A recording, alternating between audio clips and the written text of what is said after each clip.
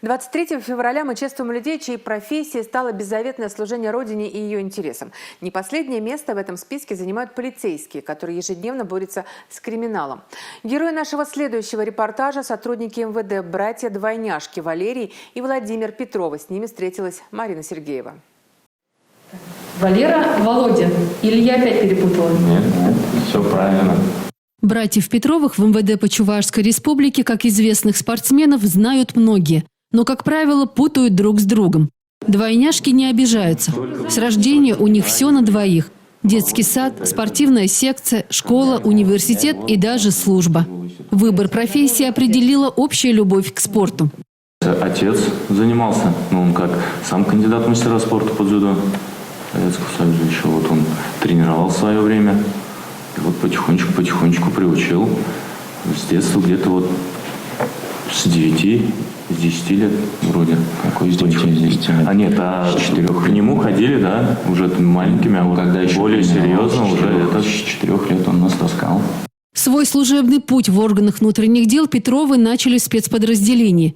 На двоих у них 17 выездов в командировки на Северный Кавказ. Сейчас Валерий и Владимир продолжают службу в управлении по контролю за оборотом наркотиков. Но спорт и отличная физическая подготовка для них по-прежнему на первом месте. Петровы – кандидаты в мастера спорта по дзюдо, самбо и рукопашному бою. Неоднократные победители различных чемпионатов МВД Республики и Приволжского федерального округа. Вот он бал!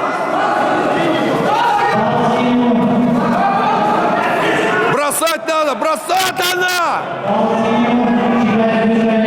Держать! До конца!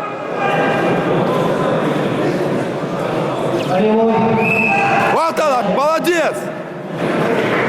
Петровы признаются, что переносить служебные тяготы вдвоем легче. Братское плечо рядом ближе любого. Помоложе были, нас путали. Сейчас уже, в принципе, не путают. А друг друга можете так вот поменять, например, так раз взять?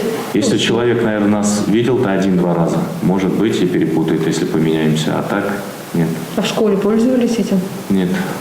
И в университете пользовались. Ну, в университете, да, бывало такое, друг другу помогали. А в школе 1 раз, наверное. В школе 1 раз, наверное. А на свидание не ходили? На свидание нет. Не доверяли, да, девушкам? Нам разные девочки нравились всегда. Сейчас Валерий и Владимир передают свой богатый спортивный опыт молодым коллегам и обучают азам единоборств своих детей. Возможно, в будущем в МВД по Чувашии Петровых станет еще больше.